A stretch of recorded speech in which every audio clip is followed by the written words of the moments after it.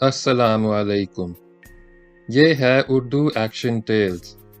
आप सबसे गुजारिश है कि इस वीडियो को लाइक और शेयर करें और मेरे चैनल को सब्सक्राइब करें। ये है शौकत सिद्दीकी का सनसनीखेज नावल जांगलूस।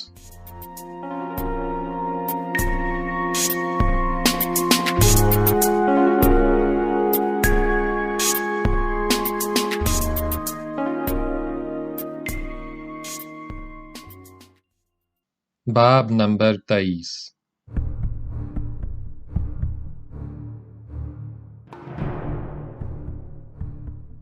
तांगा हिचकोले खाता हुआ नहर के किनारे किनारे चल रहा था।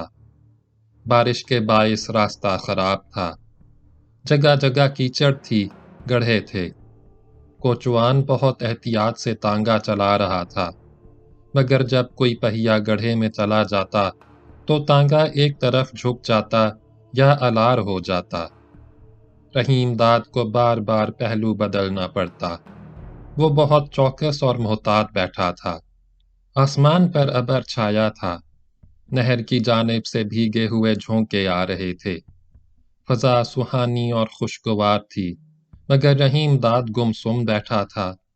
चेहरे से तशवीश छलकती थी। तांगा चकबेदी की सिमत जा रहा था। रहीम दाद सवेरे सवेरे कोटला हरकशन से रवाना हुआ था। अब पहर दिन गुजर चुका था।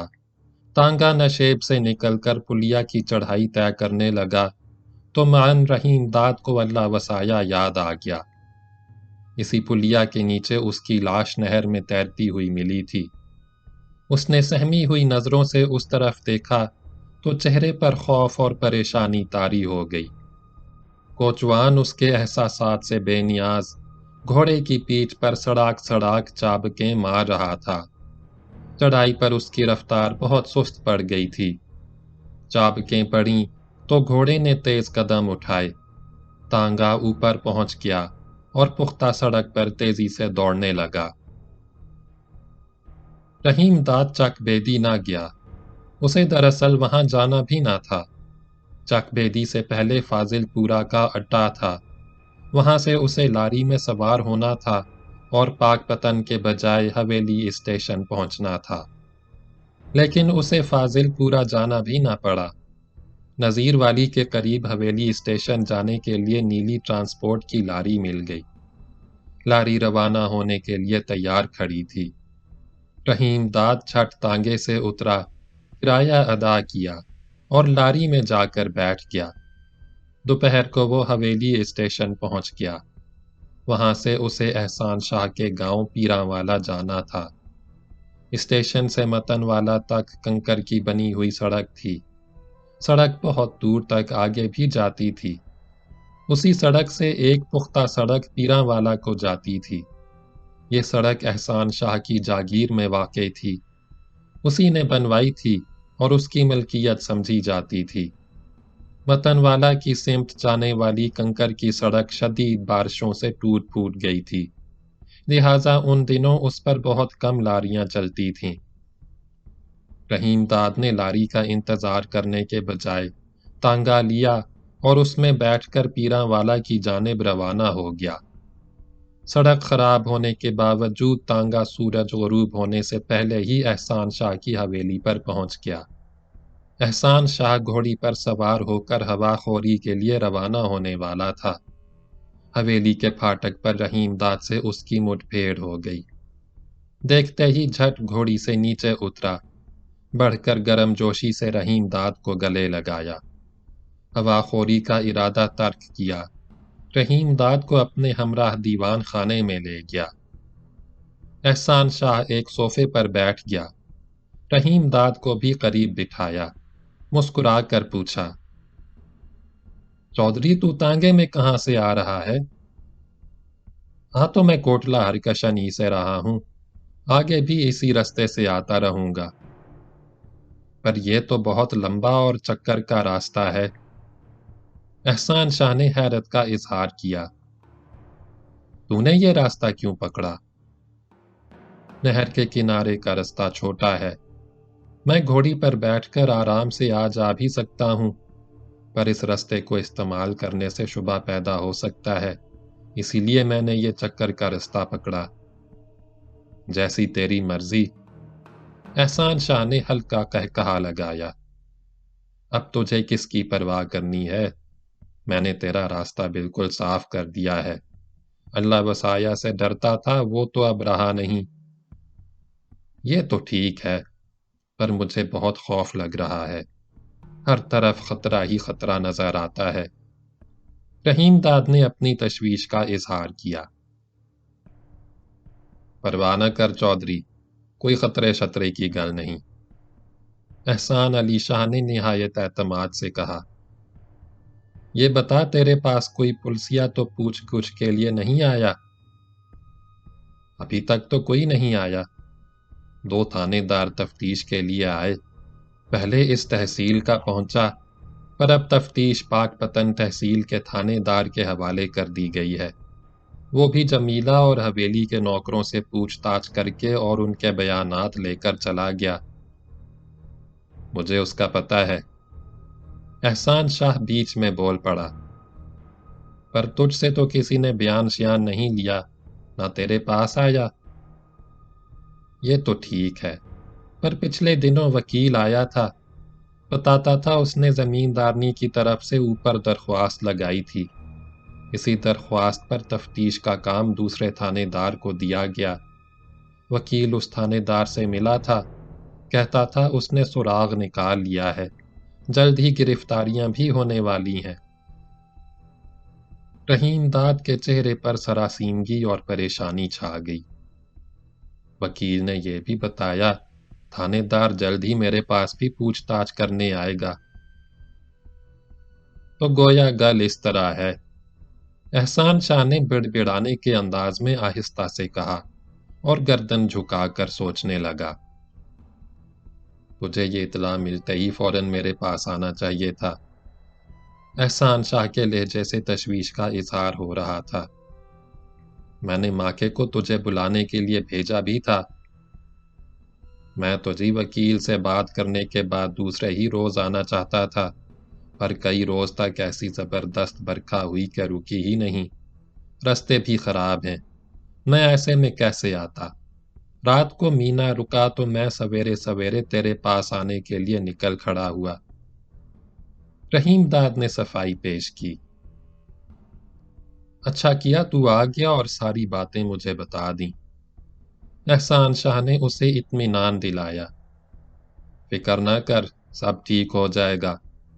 وہ تھانے دار جو اب تفتیش کر رہا ہے، اس کا نام اسلم حیات جنجوا ہے نا؟ وکیل نے اس کا یہی نام بتایا تھا۔ لگتا ہے جمیلہ کی درخواست پر ہی اسے ڈی ایس پی نے لگایا ہے۔ جنجوا کارگزاری دکھانے پر تلا ہوا ہے۔ احسان شاہ مسکرایا۔ تو اس کی پرواہ نہ کر، اس کا بھی بندوبست ہو جائے گا۔ مینو تو اس سے خوف آنے لگا ہے۔ میرے پاس پوچھ تاچھ کے لیے آیا اور اس نے الٹے سیدھے سوال کیے تو ڈر ہے نہ جانے کیا زبان سے نکل جائے۔ سچ پوچھ تو میں کبھی قتل شتل کے معاملوں میں پڑا نہیں، اسی لیے تجھ سے میں نے پہلے ہی کہہ دیا تھا کہ ایسا بندوبست کر دے کہ مینو پولیس کے چکروں میں نہ پڑنا پڑے۔ احسان شاہ ٹھٹھا مار کر ہنسا۔ ابھی بہت کچا ہے، جلدی گھبرا جاتا ہے، ڈرتا بھی ہے۔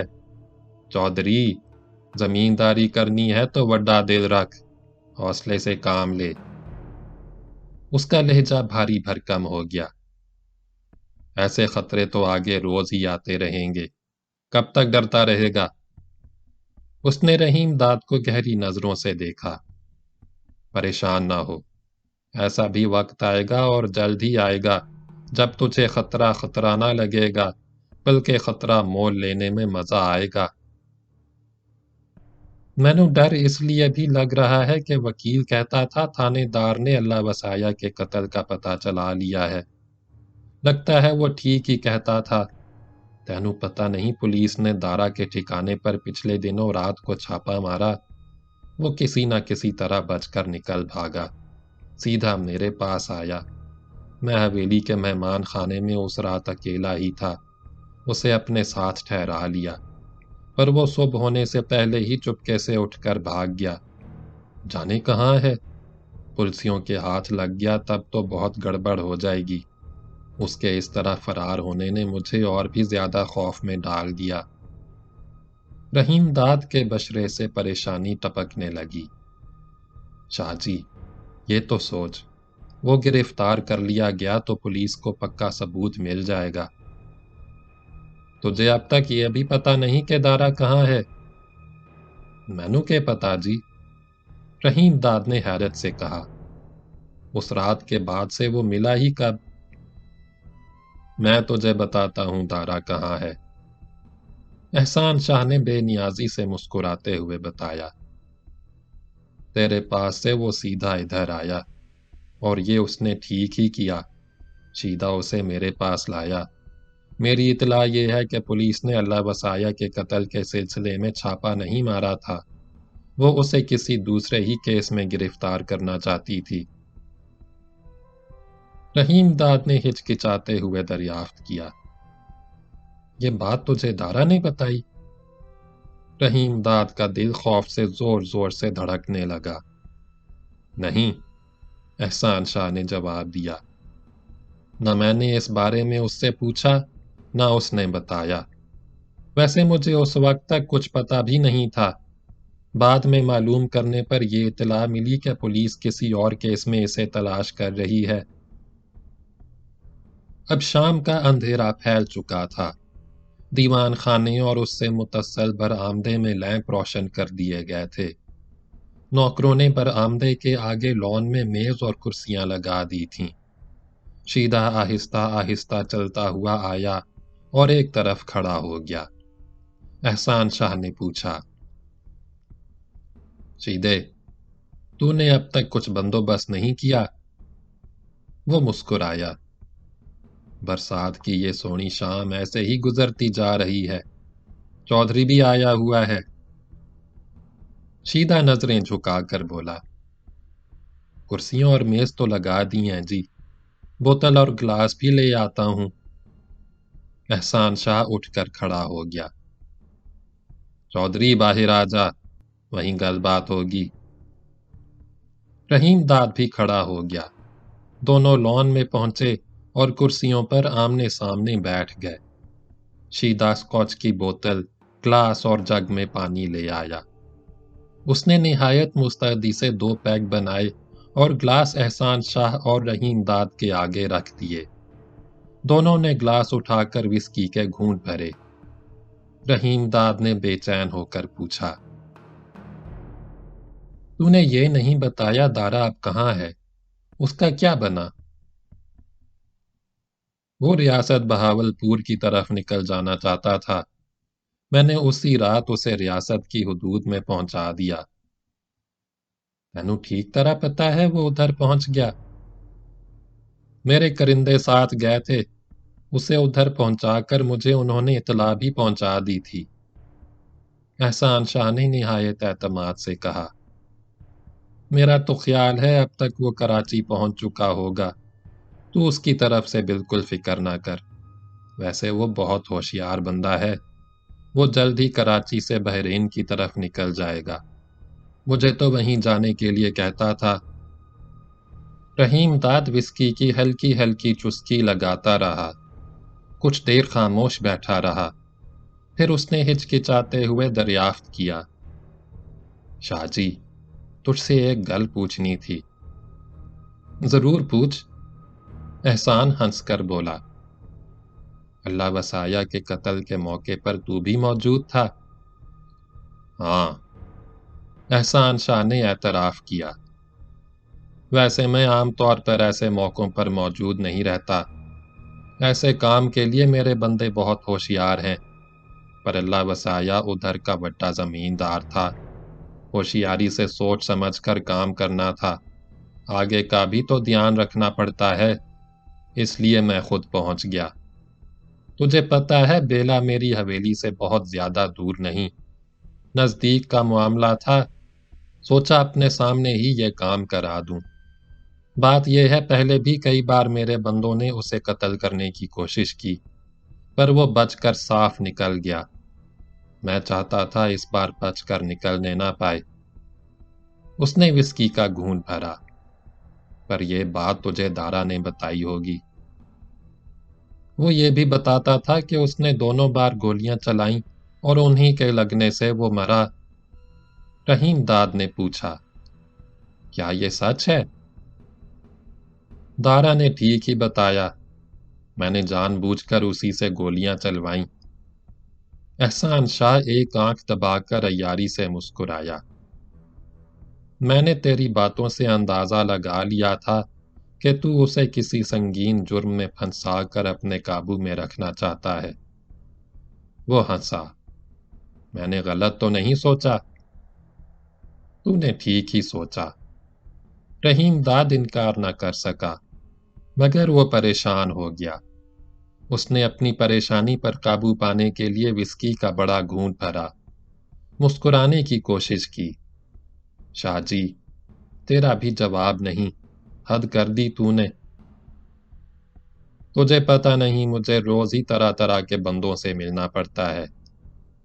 احسان شاہ نے فخر سے گردن اونچی کرتے ہوئے بتایا، اگر اتنی سمجھ نہ رکھتا تو کوئی میرے پاس مشورے کے لیے کیوں آنے لگا؟ ساتھ رہے گا تو تجھے خود پتہ چل جائے گا۔ ابھی تو تیرے ساتھ میرا نیا نیا ملنا جلنا ہوا ہے۔ یہ تو بتا شاہ جی، تھانے دار جنجوا کا کیا بندوبست کرنے والا ہے؟ رحیم داد نے اپنی تشویش ظاہر کی۔ جلدی کچھ ہونا چاہیے، ورنہ وہ کسی روز میرے پاس پہنچ جائے گا۔ فکر نہ کر، وہ تیرے پاس کبھی نہیں پہنچے گا۔ احسان شاہ نے اسے اطمینان دلایا۔ ادھر کا ایس پی فتح علی مرزا ہے، وہ ڈی آئی جی بننے کے چکر میں لگا ہے۔ ویسے ہے بھی سینئر افسر، میرے پاس کئی بار آ چکا ہے۔ تجھے پتہ نہیں میرا ایک پتر کراچی میں مرکزی حکومت میں بڑا افسر لگا ہے، دوسرا لاہور میں ہوتا ہے، تیسرا پنڈی میں۔ وہ دونوں بھی بڑے افسر ہیں۔ ویسے دوسرے افسروں اور اسمبلیوں کے ممبروں سے بھی یاری دوستی ہے، ان کے کام کراتا ہوں تو ان سے کام لیتا بھی ہوں۔ وہ نشے سے جھوم کر مسکرایا۔ اطمینان رکھ، ایس پی سے کہہ کر جنجوا کے تبادلہ کرا دوں گا، اور جلد ہی کرا دوں گا۔ ایسا ہو جائے تو بہت ٹھیک رہے گا۔ وکیل کی باتیں سن کر مینوں خوف آنے لگا تھا۔ تیرے کہنے سے پہلے ہی مجھے اندازہ ہو گیا تھا تھانے دار جنجوا کارگزاری دکھانے کے لیے کچھ نہ کچھ گڑبڑ ضرور کرے گا۔ میں نے اس کے تبادلے کے بارے میں سوچ رکھا تھا، کل ہی مرزا سے بات کروں گا۔ شیدہ پلیٹوں میں تلے ہوئے مرغ اور کباب لے کر آیا اور میز پر رکھ کر چپ چاپ چلا گیا۔ رحیم داد نے کباب اٹھا کر کھاتے ہوئے کہا، شاہ جی، اس بار کسی ایسے تھانے دار کو لگوا جو کیس کو دبا دے۔ پرواہ نہ کر، بالکل ایسا ہی ہوگا۔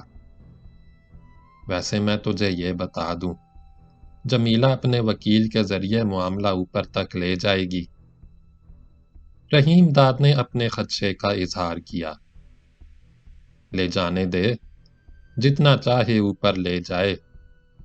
احسان شاہ نے پلیٹ سے تلا ہوا مرغ اٹھایا اور اس کی ایک ٹانگ نوچ کر علیحدہ کرنے لگا۔ پر کچھ ہونے کا نہیں۔ باتوں میں ایسا پھنسا کہ تینوں ایک گل بتانا بھول ہی گیا، اور وہ بہت کام کی گل ہے۔ کیا گل ہے؟ صاف صاف بتا۔ تھانے دار کا خیال ہے اللہ وسایا کا قتل پرانی دشمنی کی وجہ سے ہوا۔ رحیم داد نے احسان کو آگاہ کیا۔ یہ گل جمیلہ نے اسے سمجھائی۔ جمیلہ نے پچھلے دنوں مجھے بلایا تھا، کہتی تھی اس نے تھانے دار سے یہی کہا ہے۔ پہلا تھانے دار تو نہ مانا، پر اب جو تفتیش کر رہا ہے وہ اسے مانتا ہے۔ جمیلہ نے تیرے بارے میں تھانے دار سے شبہ ظاہر کیا ہے، اس نے مجھے یہ بھی بتایا تھا۔ یہ تو بہت پہلے ہی مجھے پتا چل گیا تھا۔ احسان شاہ کا لہجہ تیکھا تھا۔ تو نے یہ کوئی نئی گل نہیں بتائی، जमीला को तो ये कहना ही था। तूने मेरी पूरी गल नहीं सुनी। रहीम दाद नशे की तरंग में मुस्कुराया। मैंने तुझे ये बताना है, अल्लाह वसाया की पुरानी दुश्मनी तो जमीला के भाइयों से भी थी और तुझसे ज्यादा थी। अल्लाह वसाया उनका मज़ारा था, अपने मामूली मज़ारे, और वो भी मुसलमान मज़ारे के घर में अपनी बहन को उसकी घर वाली के तौर पर कैसे देख सकते हैं? वो भी तो उसे कत्ल कर सकते हैं। ये बात तूने सोची है? एहसान शाह ने पूछा। नहीं, मुझे हवेली के एक नौकर ने बताई है। रहीम दाद ने खुलकर इजहार ख्याल किया। वो कहता था कोटला हरकशन में इसका बहुत चर्चा है कि अल्लाह वसाया को जमीला के भाइयों ने कत्ल किया और रात ही को वारदात के बाद सरहद पार चले गए। नुक्ता तो ये बहुत जोरदार है। एहसान शाह ने इजहार पसंदीदगी किया। उन पर बिल्कुल शुबा किया जा सकता है। इस तरह तफ्तीश को ऐसे रुख पर डाला जा सकता है कि आगे बढ़ने ही ना पाए। मैं चाहता हूं तू ऊपर के पुलिस अफसरों के कान में ये बात डाल दे। रहीम दाद ने तजवीज पेश की। नया थानेदार तफ्तीश पर लगाया जाए तो वो इस तरह आसानी से केस ये कहकर दबा सकता है कि कातिल जमीला के भाई थे जो सरहद पार जा चुके हैं, उनके खिलाफ कार्रवाई नहीं हो सकती। उसने दाद तलब नजरों से एहसान शाह की जानिब देखा। वैसे ये बात पिंड में सभी जानते हैं कि जमीला के भाई कई बार उसे लेने आए। एक बार तो मेरे सामने आए थे पर वो नहीं गई। तूने ठीक सोचा चौधरी, एहसान शाह ने कह कहा लगाया। ये नुक्ता पैदा करके तूने दिल खुश कर दिया। तू अंदर से इतना गहरा है ये मुझे पता ना था। एहसान शाह खिलखिलाकर हंसा और चंद लम्हे तक हंसता रहा। वो बहुत खुश और मगन नजर आ रहा था। रहीम दाद ने हिचकिचाते हुए कहा, वैसे ये बात जमीला तक भी पहुंच चुकी है। वकील कहता था वो ये सुनकर बहुत नाराज हुई। उसे तो नाराज होना ही था। वो कैसे चाहेगी अल्लाह वसाया के कत्ल का इल्जाम उसके भाइयों पर लगे। एहसान शाह ने विस्की का घूंट भरा। वो तो इसे कभी नहीं मानेगी, पर उसके मानने न मानने से क्या फर्क पड़ता है। उसने नशे की झोंक में लहराकर रहीम दाद को खुमार आलूद नजरों से देखा। चौधरी, तूने बहुत चंगा नुक्ता निकाला, बहुत चंगा नुक्ता निकाला। इस बुनियाद पर आसानी से केस दबाया जा सकता है, शुबा भी ना होगा। सुनने वाले इसे मान भी लेंगे। जमीला के मगविया होने से ये फायदा तो उठाया ही जा सकता है। ये बात तो आसपास के इलाके में भी फैलाई जा सकती है, जल्द ही फैल भी जाएगी। यहाँ से सरहद 30 मील से ज्यादा फासले पर नहीं। हवेली स्टेशन से सरहद तक पक्की सड़क जाती है। इस सड़क पर रात तो रात, दिन को भी स्मगलरों के ओट और ट्रक दौड़ते फिरते हैं। कातिल आसानी से वारदात के बाद फरार हो सकते हैं। एक गल और तुझे बतानी थी। बता बता, जरूर बता। वो खुश होकर हंसा। आज तू बहुत चंगी बातें कर रहा है। गल ये है जी, कबीर वाला के जिस जमींदार की कुड़ी से मेरा ब्याह होने वाला था, वो रिश्ता उसने खुद ही तोड़ दिया। रहीम दाद ने मुस्कुरा कर कहा, जमीला ने यही बताने के लिए मुझे बुलाया था। उसके पास चौधरी अकरम का चचेरा और भरजाई आए थे। ये तो बहुत ठीक हुआ। वैसे मैं तुझे पहले ही खबरदार कर चुका था कि ये भी अल्लाह वसाया का चक्कर है। अब तूने खुद ही देख लिया, उसके मरते ही रिश्ता टूट गया। चौधरी, सच्ची गल तो ये है, तुझसे हवेली और अराजी हथियाने के लिए अल्लाह वसाया की ये भी चाल थी। उसने कह कहा बुलंद किया, तुझे अब कहीं और ब्याह करने की क्या जरूरत? जमीला मौजूद ही है, उससे निकाह पढ़ा लेना। मुश्किल ही मालूम होता है, रहीम दाद ने बुझे हुए लहजे में कहा। لگتا ہے وہ تو اب کسی سے نکاح شکا نہیں کرنے کی۔ تو نے اس کا سیاپا نہیں دیکھا، ہر دم روتی ہی رہتی ہے۔ برانڈ ہونے کے بعد ہر زنانی ایسے ہی سیاپا کرتی ہے، بعد میں سب کچھ بھول جاتی ہے۔ جمیلہ نرالی زنانی نہیں، ابھی تو وہ بھرپور جوان ہے۔ احسان شاہ نے رحیم داد کو سمجھانے کی کوشش کی، مگر وہ نہ مانا۔ شاہ جی، وہ اور ہی طرح کی زنانی ہے، تینوں اس کے بارے میں ٹھیک سے پتا نہیں۔ مجھے سب پتا ہے، احسان علی شاہ ہنس کر بولا۔ تو دیکھتا جا، جیسا کہوں ویسا کر، جلد بازی کی ضرورت نہیں، ابھی تو چوٹ تازہ ہے۔ اس سے ہمدردی جتا، اسے تسلی دے، اس کا دل بہلانے کی کوشش کر، اس کے بچوں سے پیار کر، ہر طرح اس کے غم بھلانے اور اس کے دل میں اپنی جگہ پیدا کرنے کی کوشش کر، پھر دیکھ وہ کیسے قابو آتی ہے، پکے پھل کی طرح تیری جھولی میں گرے گی۔ پر ابھی تو وہ عدت میں ہے، مجھ سے گل بات کی تو منہ بکل مار کر چھپا لیا تھا، پیٹھ موڑ کر بیٹھی تھی، ابھی تو وہ میرے سامنے آتی بھی نہیں، نہ ہی میں اس کے پاس جا سکتا ہوں۔ ملا کہتا ہے عدت کے دنوں میں وہ نامحرم کے سامنے نہیں آ سکتی۔ میں اس کے لیے نامحرم ہی تو ہوں، میں اس کا کون سا سگا یا شریکہ لگتا ہوں؟ اور وہ کون سی پکی مسلمان ہے؟ مجھے پتا ہے وہ کیسے مسلمان ہوئی اور کیوں ہوئی۔ احسان شاہ کا لہجہ قدرے تیکھا تھا، نہ کبھی اس نے پردہ شردہ کیا، نہ بڑے زمینداروں کی زنانیوں کی طرح گھر کے اندر بیٹھی۔ اس کا رہن سہن تو ہمیشہ ہندنیوں جیسا رہا۔ تو نے اسے بہت نزدیک سے دیکھا ہے، خوب بن سنور کر ادھر سے ادھر تتلی کی طرح اڑی اڑی پھرتی تھی۔ وہ زیادہ دن ایسے بند ہو کر نہیں بیٹھے گی، زیادہ سے زیادہ عدت کے دنوں میں حویلی سے باہر نہیں جائے گی۔ رحیم داد خاموش رہا، مگر احسان شاہ زیادہ دیر خاموش نہ رہ سکا۔ وسکی کی چسکی لگاتے ہوئے بولا، چودھری، آج رات ادھر ہی ٹھہر جا۔ آیا تو اسی ارادے سے تھا، واپسی کے لیے گھوڑی بھی میرے پاس نہیں۔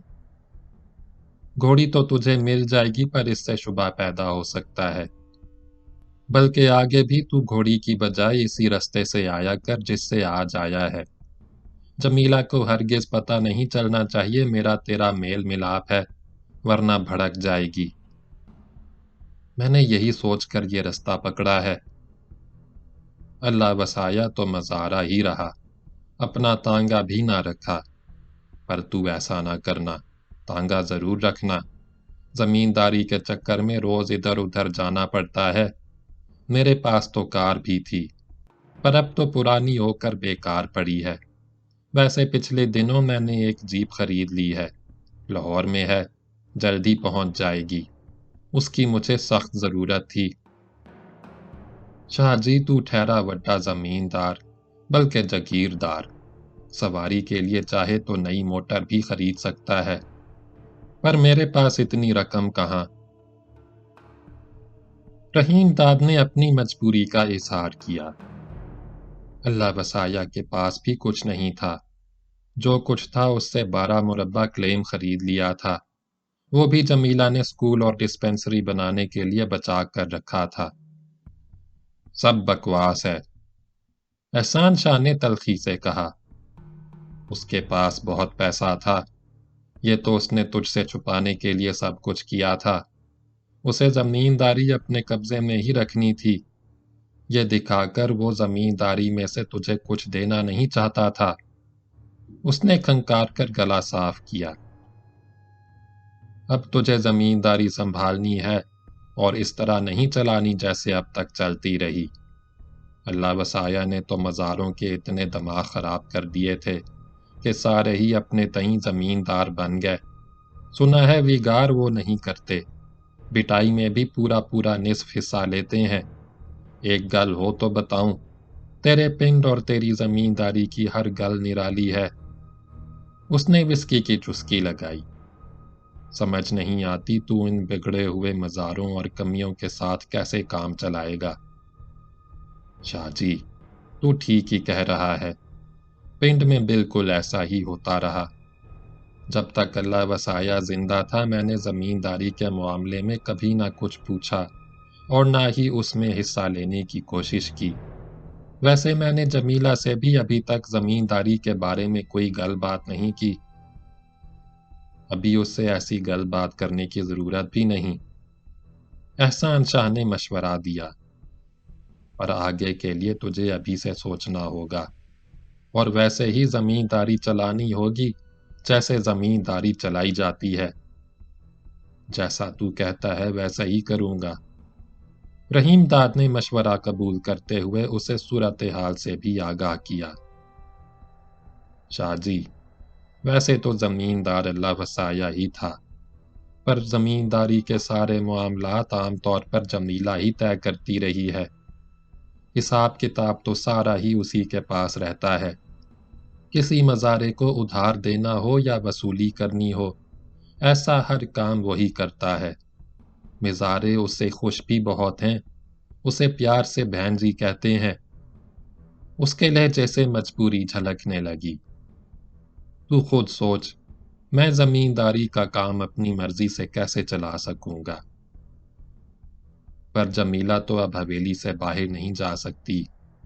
उसे तो इद्दत के 4 महीने 10 दिन पूरे करने हैं। इस अरसे में तू बहुत कुछ कर सकता है।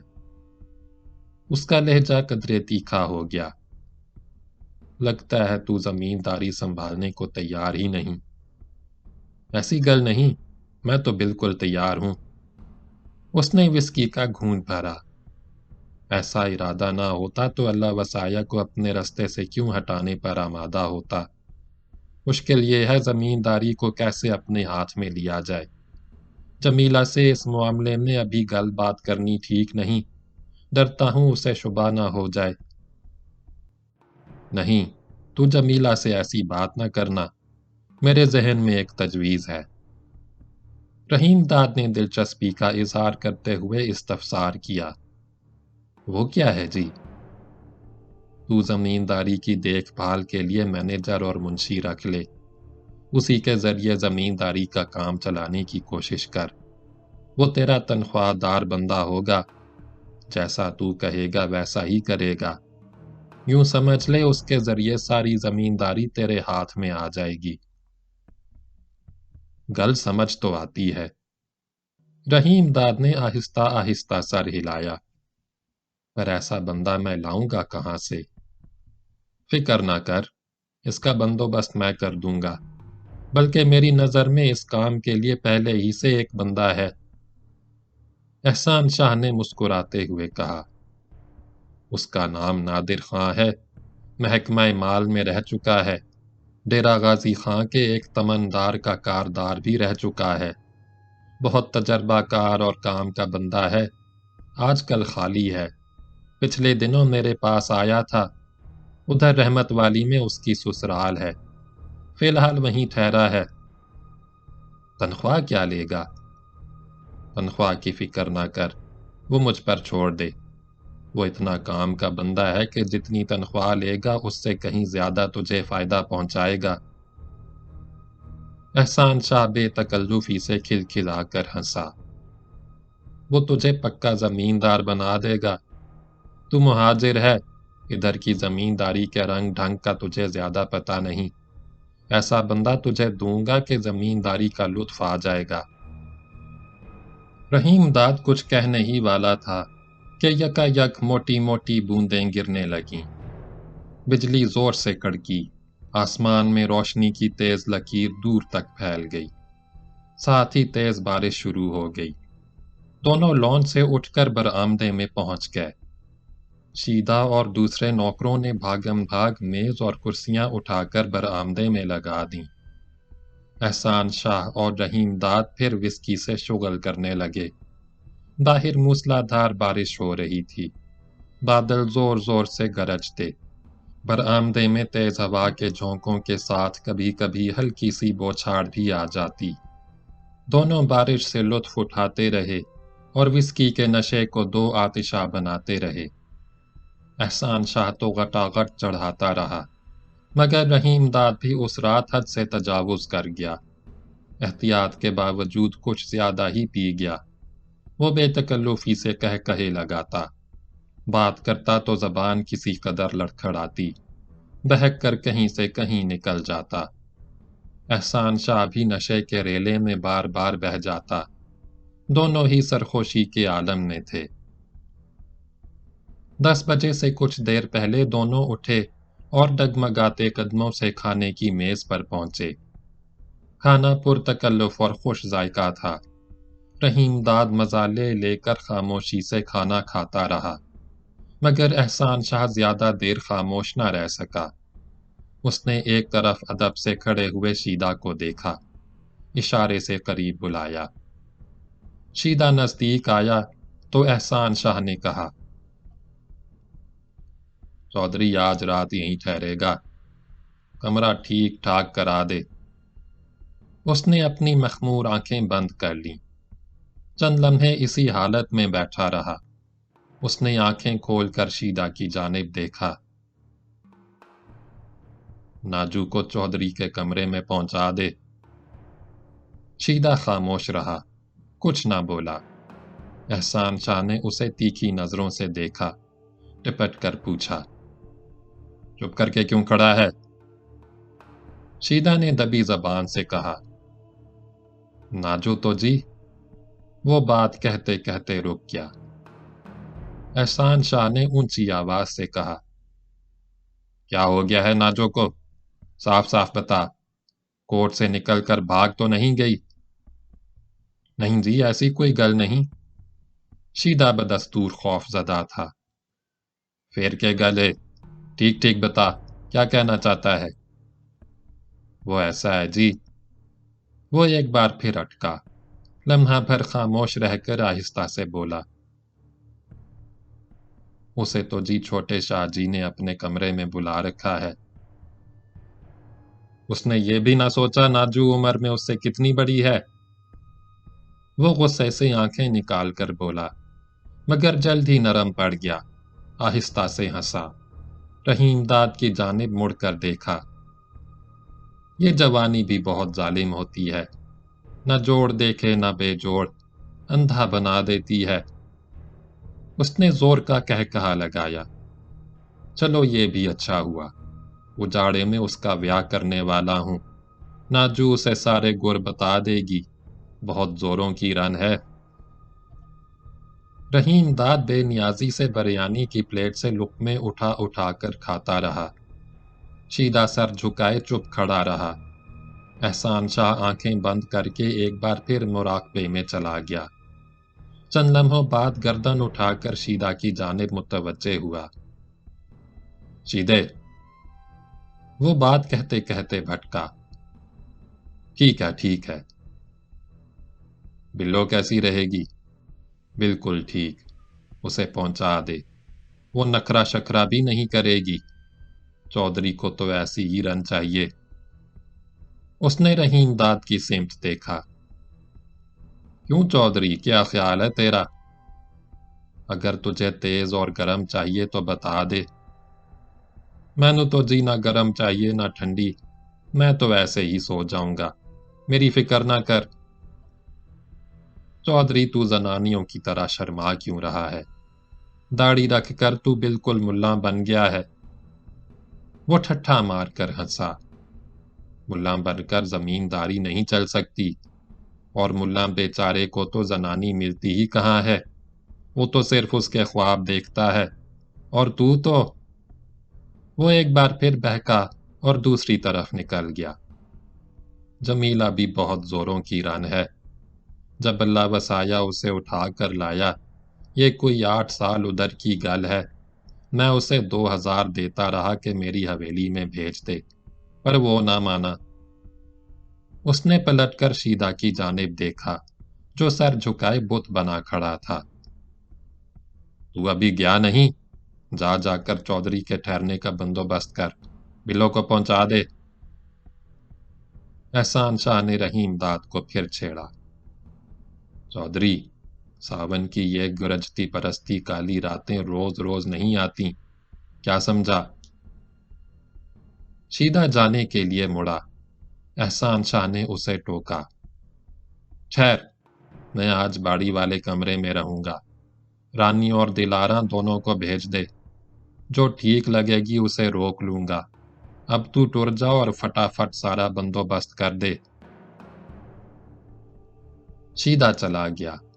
رحیم داد اطمینان سے کھانا کھانے میں جٹا تھا۔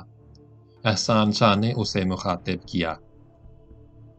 چودھری، یہ اپنا شیدا بہت کام کا بندہ ہے، تجھے بھی ایسے ہی بندے کی ضرورت پڑے گی۔ فکر نہ کر، نادر خان تیرا مینیجر لگ گیا تو تیرے لیے کسی ایسے ہی بندے کا انتظام کر دے گا۔ ٹھیک ہے، ٹھیک ہے، رحیم داد نے بے نیازی سے کہا۔ پانی کا گلاس اٹھایا، اس کا ہاتھ ڈگمگایا، گلاس چھوٹ کر میز پر گرا اور ٹکڑے ٹکڑے ہو کر بکھر گیا۔ پانی میز پر دور تک پھیل گیا۔ رحیم داد نے چونک کر احسان شاہ کی جانب دیکھا، خفیف ہو کر بولا، معاف کرنا شاہ جی۔ کوئی گل نہیں۔ احسان شاہ نے اسے احساس ندامت میں مبتلا نہ ہونے دیا۔ پانی کے بجائے تو لسی پی لے، نشے کی تیزی ذرا کم ہو جائے گی۔ اس نے ہلکا کہا لگایا۔ آج تو نے بھی جم کر لگائی ہے۔ احسان شاہ نے میز پر رکھے ہوئے جگ سے لسی ایک گلاس میں انڈیلی اور گلاس رحیم داد کی جانب بڑھایا۔ رحیم داد نے زبان سے ایک لفظ نہ نکالا، لسی سے بھرا ہوا گلاس سنبھالا اور غٹاغٹ چڑھا گیا۔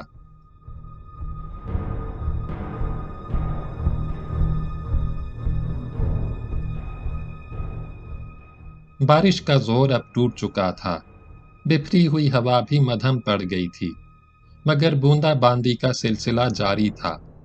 کچھ دیر بعد شیدا آ گیا۔ اس کے پہنچتے ہی رحیم داد اور احسان شاہ اٹھ کر کھڑے ہو گئے۔ احسان شاہ باڑی کی طرف چلا گیا۔ رحیم داد نے شیدا کی رہنمائی میں آگے قدم بڑھائے۔ اس کے قدم بہکے بہکے تھے، نظریں کسی قدر دھندلی پڑ گئی تھیں۔ دونوں راہداری سے گزر کر برآمدے میں پہنچ گئے۔ شیدا آگے آگے تھا، رحیم داد اس کے پیچھے چل رہا تھا۔ شیدا ایک کمرے کے سامنے جا کر ٹھہر گیا۔ اس نے کمرے کا بند دروازہ کھول دیا۔ اندر لیمپ روشن تھا۔ برآمدے کے آگے باغیچے میں سرس کے 2 اونچے اور گھنے درخت تھے۔ درختوں تلے اندھیرا تھا۔ اندھیرے میں کوئی دھندلے سائے کی مانند چپ چاپ کھڑا تھا۔ شیدا نے مڑ کر ادھر دیکھا اور آہستہ سے کہا، اتھے آجا۔ درختوں کے نیچے آہٹ ابھری۔ ذرا دیر بعد برآمدے کی سیڑھیاں طے کر کے ایک نوجوان عورت اندھیرے سے نکل کر سامنے آ گئی۔ رحیم داد نے دیکھا، کمرے کے اندر سے پھوٹتی ہوئی لیمپ کی ہلکی ہلکی روشنی میں وہ شیدا کے قریب گمسم کھڑی ہے۔ اس کی عمر 23-24 سال کے لگ بھگ تھی۔ وہ چھینٹ کی گھگریل پہنے تھی، سر پر لہریا دوپٹہ تھا۔ اس کا جسم قدرے پھیلا ہوا تھا، چہرہ بھی چوڑا چکلا تھا، رنگ کھلتا ہوا گندمی تھا، آنکھوں میں گہرا کاجل تھا۔ اسے دیکھ کر پہلی ہی نظر میں اندازہ ہو جاتا تھا کہ ذرا ہی دیر پہلے اس نے تیل ڈال کر سر کے بال سنورے ہیں، آنکھوں میں کاجل لگایا ہے۔ اس کا لباس شوخ اور اجلا تھا، مگر وہ خود سہمی ہوئی نظر آ رہی تھی۔ شیدا نے اس کی جانب اشارہ کرتے ہوئے رحیم داد سے کہا، یہ بلو ہے جی۔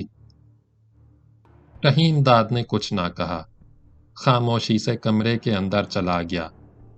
شیدا نے بلو کا بازو پکڑ کر ہولے سے گھسیٹا اور اس کے ہمراہ کمرے کے اندر داخل ہو گیا۔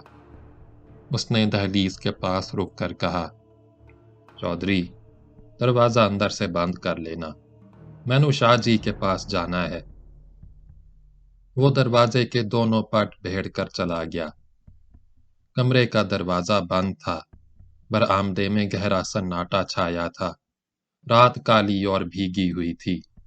کمرے کی کھڑکی سے نرم اور خنک جھونکے اندر آ رہے تھے۔ باغ میں بارش کی بوندیں پتوں پر جل ترنگ بجا رہی تھیں۔ رحیم داد نے بلو کی گہری نظروں سے دیکھا، नशे का एक जोरदार रेला आया। बिल्लो टूट फूट कर बिखर गई, धुंधली पड़ गई। रेला गुजर गया तो वो और निखर कर सामने आ गई। रहीमदाद की आंखों में चिराग जल रहे थे, बुझ रहे थे। बिल्लो ओझल हो जाती, नई छब दिखाकर सामने आ जाती। हवा का तेज झोंका आया और लैंप बुझ गया। सवेरे सवेरे जब रहीमदाद कमरे से निकला तो बिल्लो मौजूद न थी।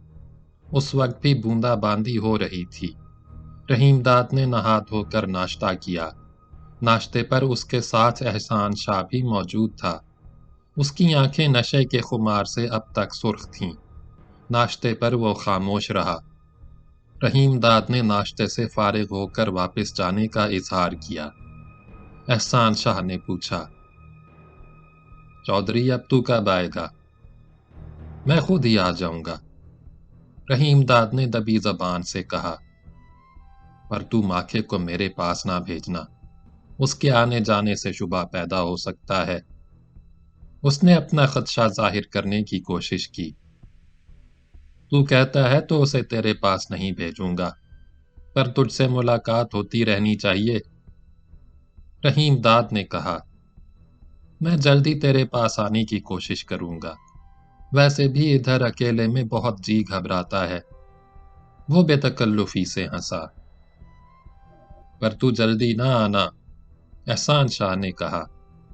मैं हफ्ता भर के लिए लाहौर जा रहा हूं, कुछ जरूरी काम करने हैं। 10-12 रोज बाद आना। मैं इस बीच में नादिर खां को भी बुलवा लूंगा। काम का बंदा है, कहीं और लग गया तो ऐसा मैनेजर मिलेगा नहीं। तेरे लिए तो वो बहुत जरूरी है। तुझे इधर की जमींदारी का कुछ अता पता नहीं। नादिर तेरे साथ लग गया तो जमींदारी ऐसी चमका देगा कि तेरा बिल्कुल जीना घबराएगा। उसने कह कहा बुलंद किया। हद हो गई जी, जमींदार का अपना ही जमींदारी में दिल घबराए। रहीमदाद ने उसकी बातें सुनी और सिर्फ मुस्कुरा कर रह गया। कुछ देर बाद वो एहसान शाह से रुखसत हुआ। उसी के जाती तांगे से हवेली स्टेशन पहुंचा। जिस रास्ते से आया था उसी रास्ते से कोटला हरकशन वापस गया। पिछली रात की मूसलाधार बारिश ने सड़कें और रास्ते इस कदर खराब कर दिए थे कि जब वो मेहमान खाने में दाखिल हुआ तो शाम हो चुकी थी। अहमद उसका बेचैनी से मुंतजिर था। देखते ही बोला, चौधरी तूने बहुत देर लगा दी। मैं तो रात से तेरा इंतजार कर रहा था। तेरा मगज तो नहीं चल गया?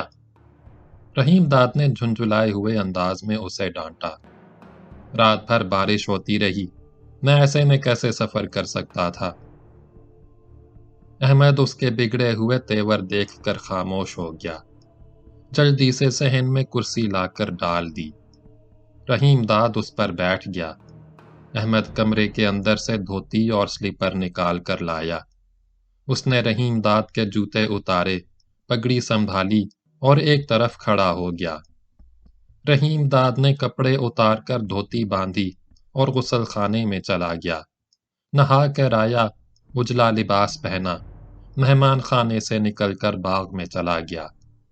हवा रुकी हुई थी, फिजा में हबस था, आसमान पर बादल छाए थे। रहीमदाद दिन भर का भूखा था। एहसान शाह की हवेली में नाश्ता करने के बाद उसने रास्ते में कुछ नहीं खाया था। बाग में पहुंचते ही उसने अहमद से खाना लाने को कहा। खाना आया तो उसने सैर होकर खाया। रात गए तक बाग में बैठा रहा। जब सन्नाटा गहरा हो गया तो वो मेहमान खाने में गया। दिन भर का थका हुआ था, बिस्तर पर लेटते ही सो गया।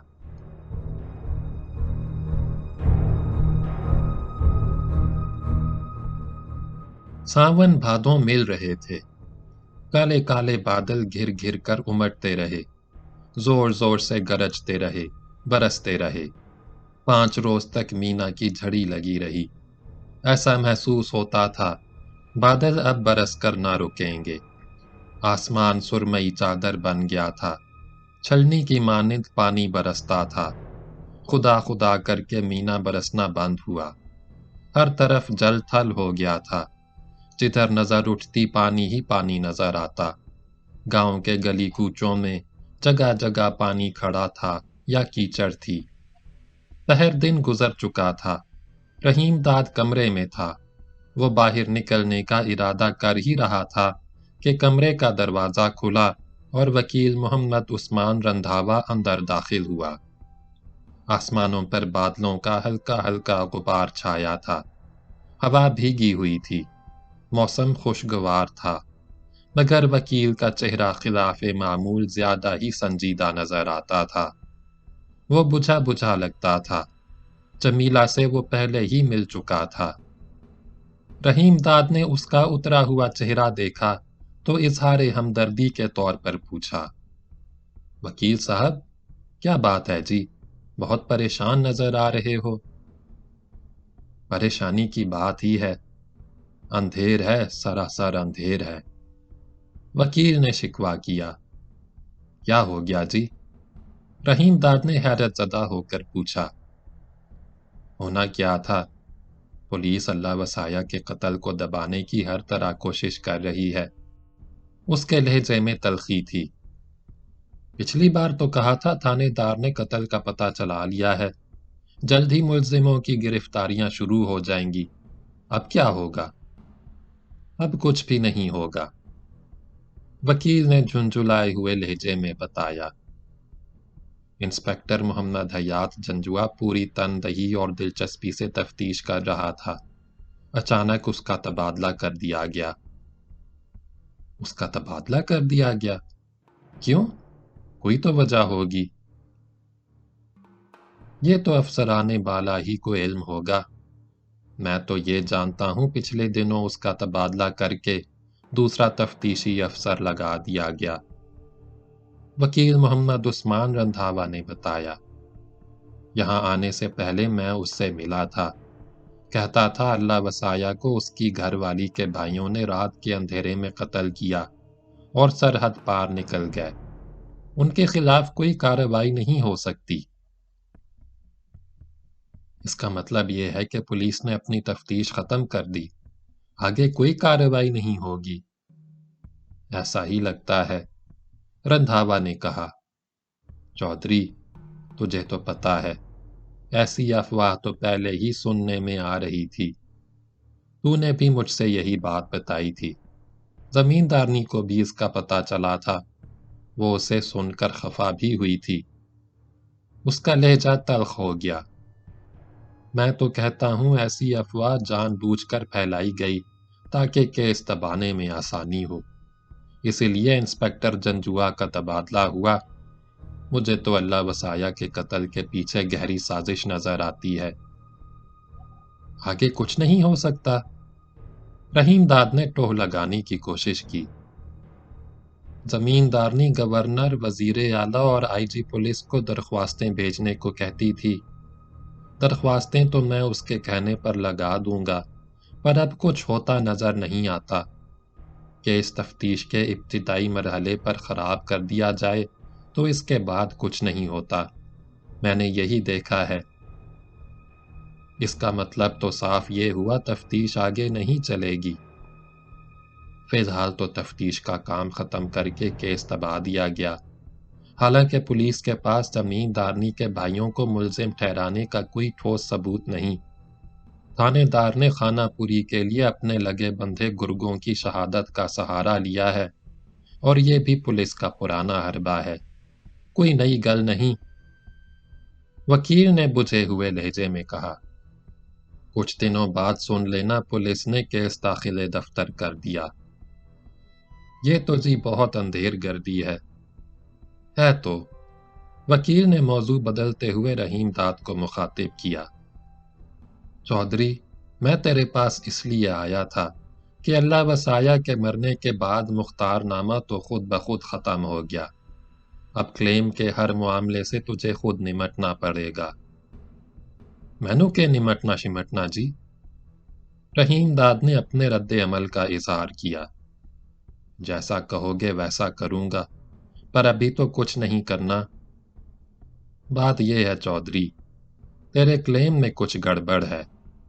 اللہ وسایا نے اس کے بارے میں تجھے بتایا بھی ہوگا۔ اس نے تو جی مجھے کچھ نہیں بتایا۔ رحیم داد نے اپنی پریشانی کا اظہار کیا۔ گھبرانے کی تو کوئی گل نہیں۔ معاملہ ویسے تو پیچیدہ ہے، پر میں کوشش کر رہا ہوں کہ ٹھیک ہو جائے۔ وکیل نے اسے آگاہ کیا، مگر اس کے لیے پیسے کی ضرورت ہے۔ میں نے زمیندارنی سے ذکر کیا تو اس نے 1000 روپے خرچ کے لیے دیے۔ اس نے گہری سانس بھری۔ ویسے اس کے پاس پیسہ بالکل نہیں، سب کچھ تو 12 مربع اراضی کے کلیم کی خریداری میں دے دیا۔ ابھی اسے اللہ وسایا کا 40واں بھی کرنا ہے۔ تمہارا مطلب چالیہ کرنے سے ہے؟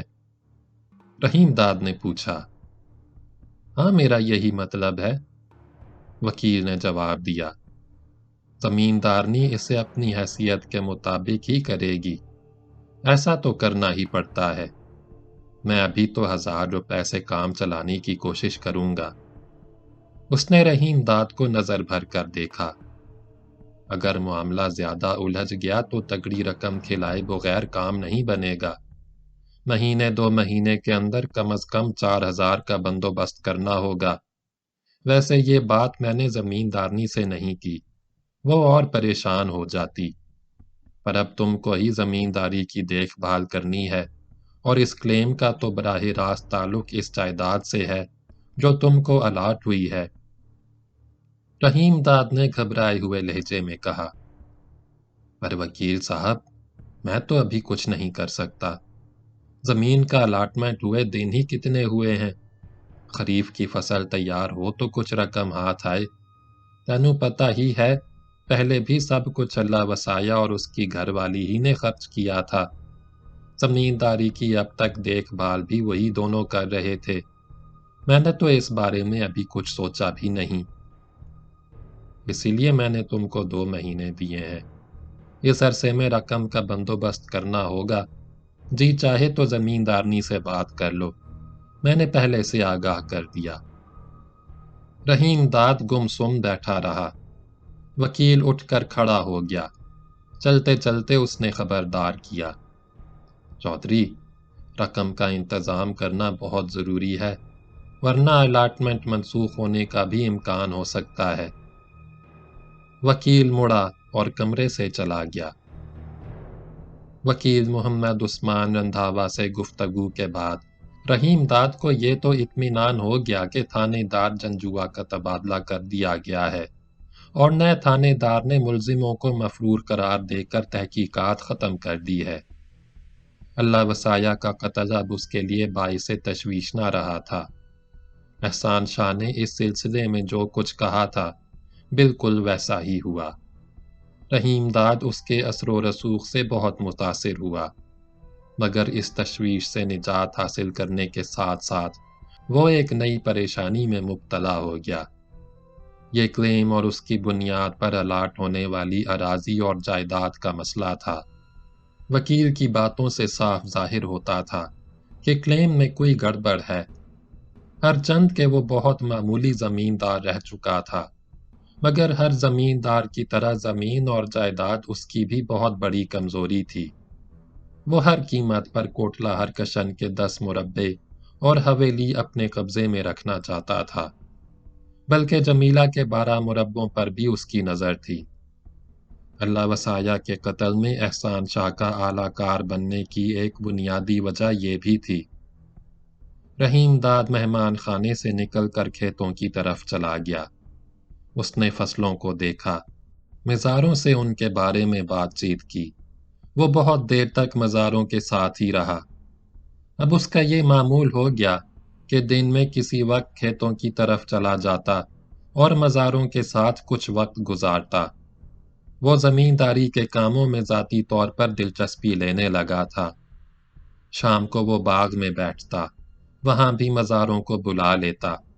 ان کے ساتھ موسم اور فصلوں کے علاوہ بیماری اور شادی بیاہ کے بارے میں بھی باتیں ہوتیں، مگر گھوم پھر کر اللہ وسایا کا ذکر ضرور ہوتا، اور ایک بار اس کا ذکر چھیڑ جاتا تو دیر تک چلتا رہتا۔ رحیم داد کو ان کے رویے سے بخوبی اندازہ ہو گیا کہ وہ اللہ وسایہ اور جمیلہ دونوں سے بہت محبت کرتے ہیں، اور اس حد تک کرتے ہیں کہ اللہ وسایہ مرحوم کے بارے میں گفتگو کرتے کرتے ان کے چہرے اداس اور غم زدہ ہو جاتے ہیں۔ وہ دل گرفتہ ہو کر رو پڑتے۔ کبھی کبھی رحیم داد کو ان کا یہ رویہ بڑا شاق گزرتا۔ اللہ وسایہ مر کر بھی زندہ تھا، اور جب تک وہ کسی نہ کسی روپ میں زندہ تھا، رحیم داد کو زمینداری کے معاملات میں اپنا سکہ بٹھانے کا موقع نہیں مل رہا تھا۔ اس مقصد کے لیے اسے ایک ایسے تجربہ کار اور قابل اعتماد آدمی کی ضرورت تھی جو مزاروں کے ذہنوں میں چھل ملاتا ہوا اللہ وسایہ کی یادوں کا چراغ بجھا کر رحیم داد کی شخصیت کا چراغ روشن کر سکے۔ ایسا آدمی احسان شاہ نے مہیا کرنے کا وعدہ کیا تھا، مگر وہ اب تک پہنچا نہیں تھا۔ رحیم داد بھی احسان شاہ کے پاس جا نہ سکا تھا، موقع ہی نہ ملا۔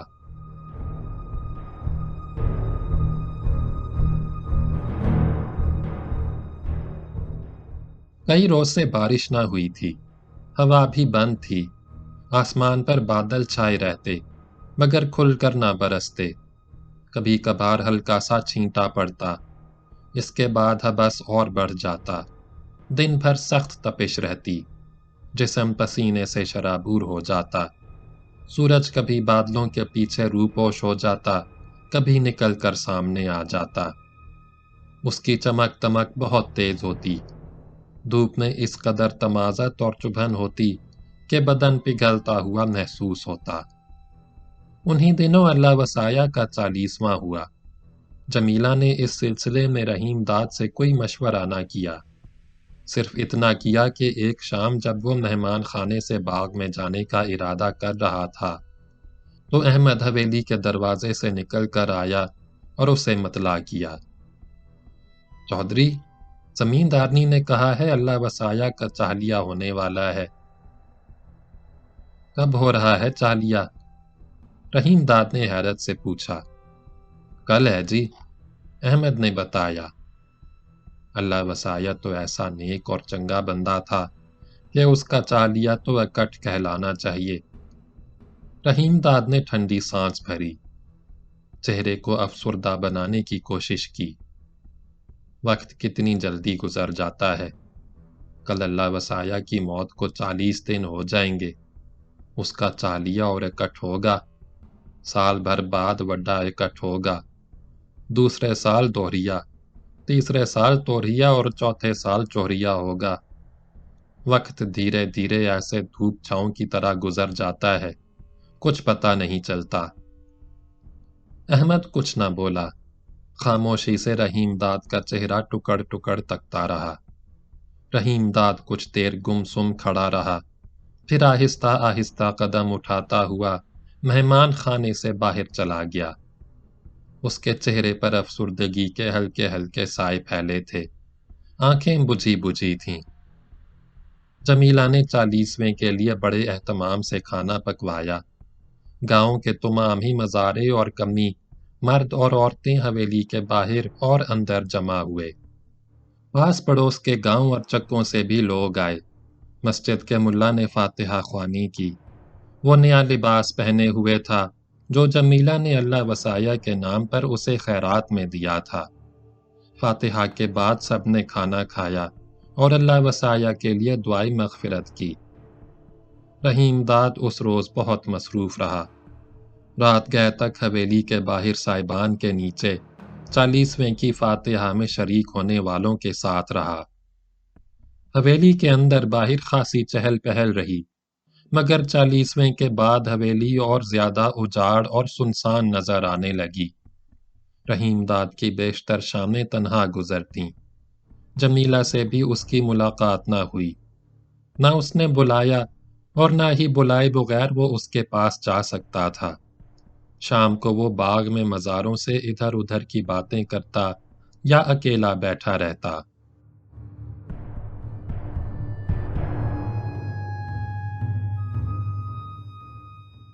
یہ ایک اداس اور بے کیف شام تھی۔ رحیم داد باغ میں خاموش بیٹھا تھا، आस पास कोई न था।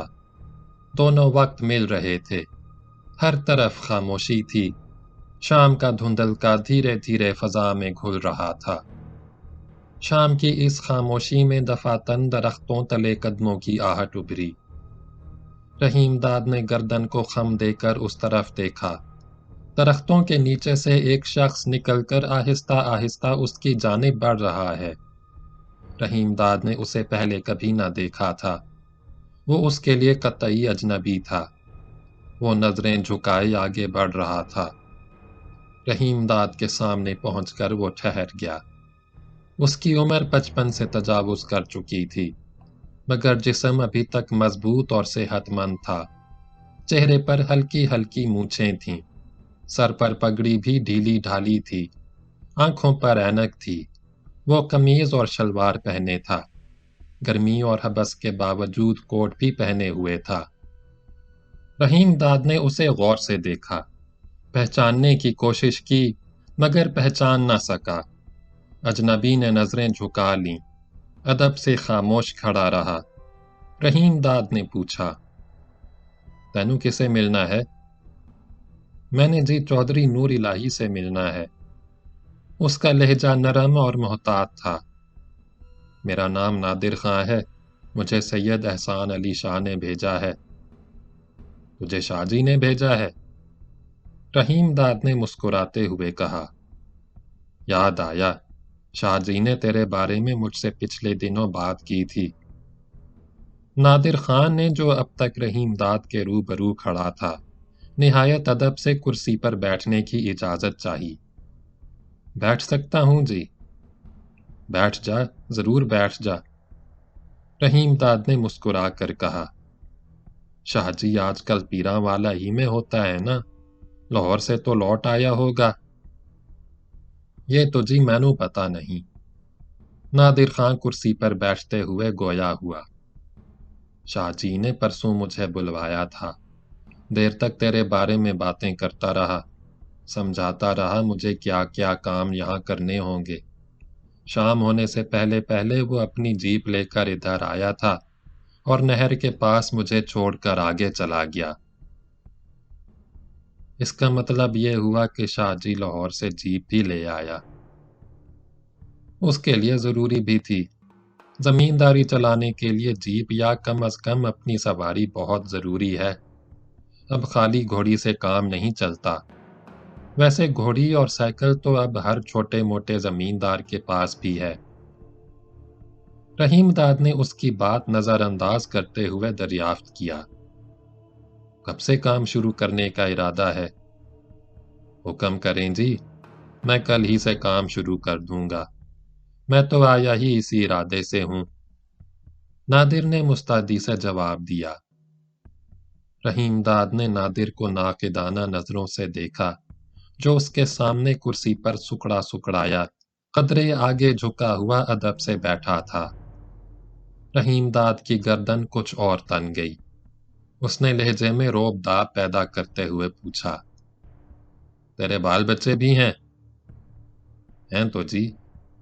नादिर ने मिस्कीन सी शक्ल बनाकर जवाब दिया, मैं जी उन्हें बाद में ले आऊंगा, अभी ऐसी जल्दी भी नहीं। उसने अपनी मुस्तैदी और फर्ज शिनासी से रहीम दाद को मुतासिर करने की कोशिश की। मैंने तो जी सबसे पहले घूम फिर कर पिंड का जायजा लेना होगा, फसलों को देखना होगा, मज़ारों से मिलना होगा, पटवारी के पास जाना होगा। इसके बाद मैं रिपोर्ट पेश करूंगा। फिर जो फैसला आपने करना है उसे सामने रख कर काम करना होगा। ठीक है। रहीम दाद की आवाज गूंजदार थी। आज रात इधर ही ठहर जा, सवेरे से काम शुरू कर दे। तेरी तनख्वाह वगैरह का मामला शाहजी से मिलने के बाद तय होगा। मैं उसे जल्द ही मिलने की कोशिश करूंगा। जैसी मर्जी जी। नादिर ने उसकी हाँ में हाँ मिलाई। शाहजी ने भी मुझसे ऐसी ही गल बात की थी। रहीम दाद खामोश रहा। नादिर गर्दन झुकाए अदब से बैठा रहा। शाम का अंधेरा हर तरफ फैल गया था। नौकर ने लैंप रोशन किया اور احتیاط سے اسٹول پر رکھ دیا۔ نادر نے لیمپ کی روشنی میں رحیم داد کے چہرے پر نظر ڈالی، زیر لب مسکرایا۔ چودھری، تسی دیکھنے میں بلوچ سردار یا تمندار لگتے ہو، ڈیرے جات میں تو پہلے نہیں رہے۔ اس کے انداز میں خوشامد کا پہلو نمایاں تھا۔ رحیم داد اس کے رویے سے خوش بھی ہوا۔ اس نے داڑھی پر ہاتھ پھیرا اور مونچھوں کی نوکوں کو مروڑتے ہوئے بولا، نہیں جی، میں ادھر نہیں گیا۔ حیرت کی گل ہے، نادر نے آنکھیں پھاڑ کر کہا، میں تو پہلی نظر میں یہ سمجھا تسی کھوسا تمندار ہو۔ رحیم داد خاموش رہا، مگر نادر زیادہ چپ نہ بیٹھ سکا۔ وہ ٹھہر ٹھہر کر اپنی پچھلی ملازمتوں کے بارے میں باتیں کرتا رہا۔ اس نے رحیم داد کو بتایا کہ محکمہ مال کی ملازمت سے سبق دوش ہونے کے کچھ ہی عرصے بعد وہ ڈیرہ غازی خان کے ایک دریشک تمندار کی جاگیر کا کاردار مقرر ہو گیا تھا۔ اس ملازمت کے دوران اس نے کیا کیا کارگزاری دکھائی اور کیسے کیسے کارنامے انجام دیے، انہیں وہ تفصیل سے سناتا رہا۔ اس نے تمنداروں اور سرداروں کے روب و دبدبے کے ساتھ ان کی دہشت گردی کی ہولناک داستانیں بھی سنائیں، مزاریوں اور لغاریوں کی رقابتوں اور ان کے مسلح تصادم کی واردات بیان کیں۔ باتوں باتوں میں وہ مزاروں کو قابو رکھنے اور زمینداری پھیلانے اور بڑھانے کے ہتھ کنڈے اور گر بھی بتاتا رہا۔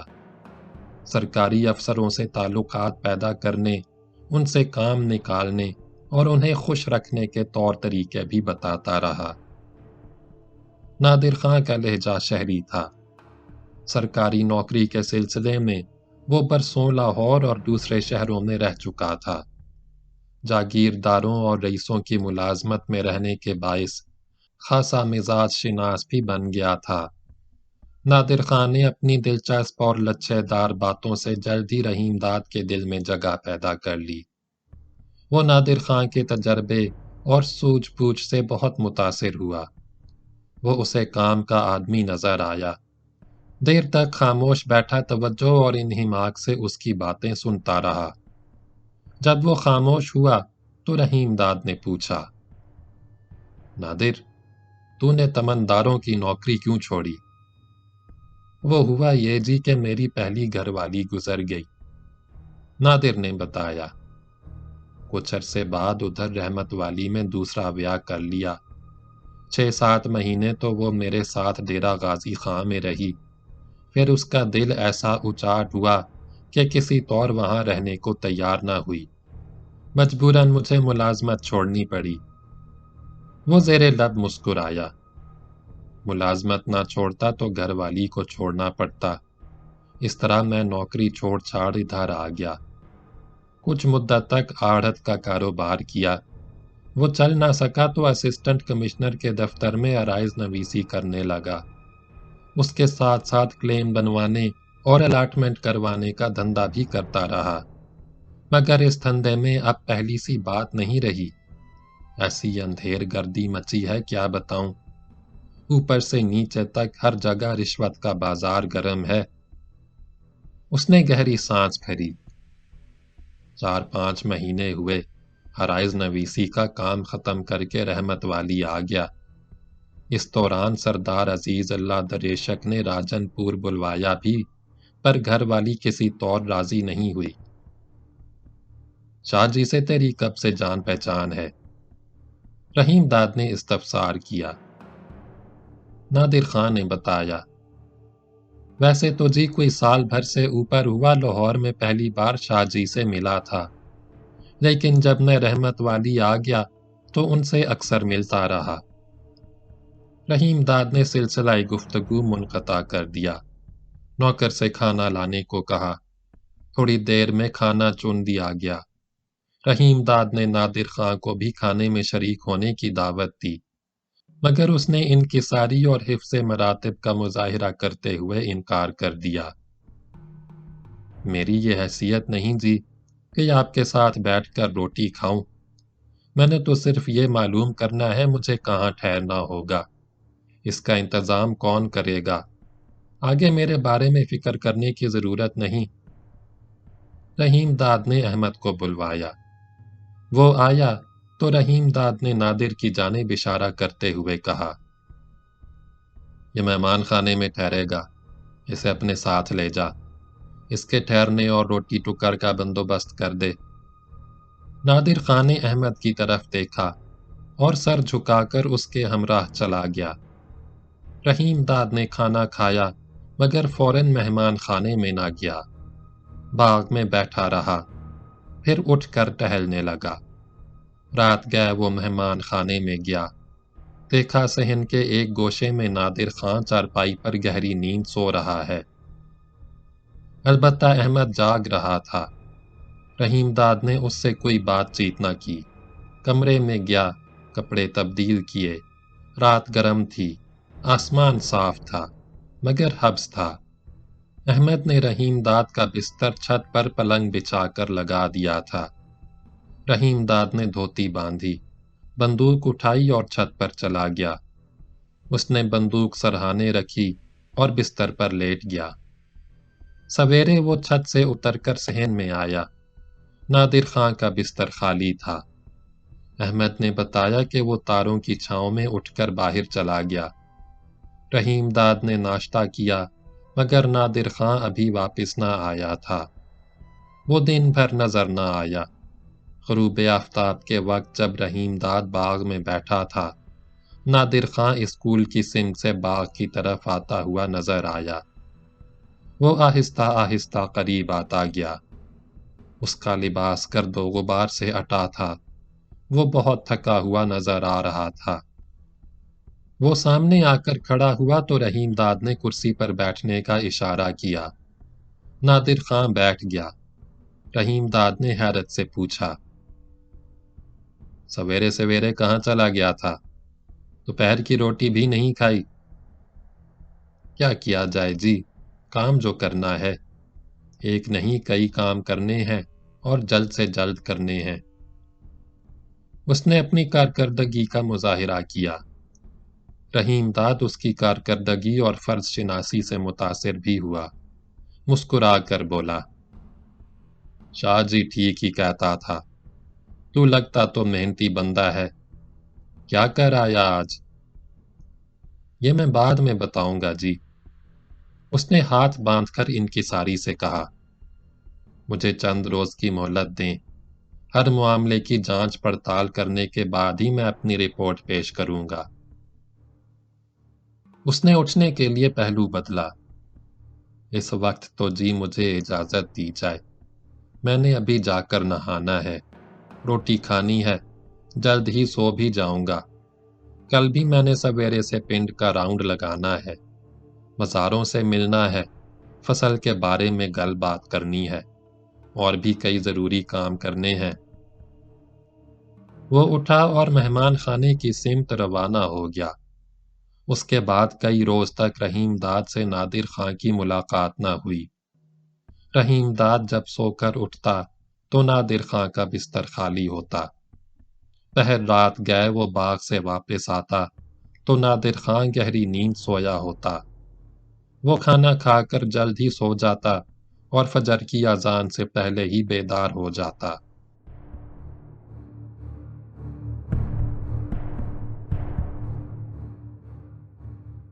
دوپہر کو بارش کا چھینٹا پڑا تھا۔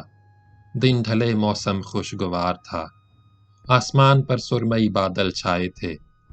ہوا فراٹے بھرتی ہوئی چل رہی تھی۔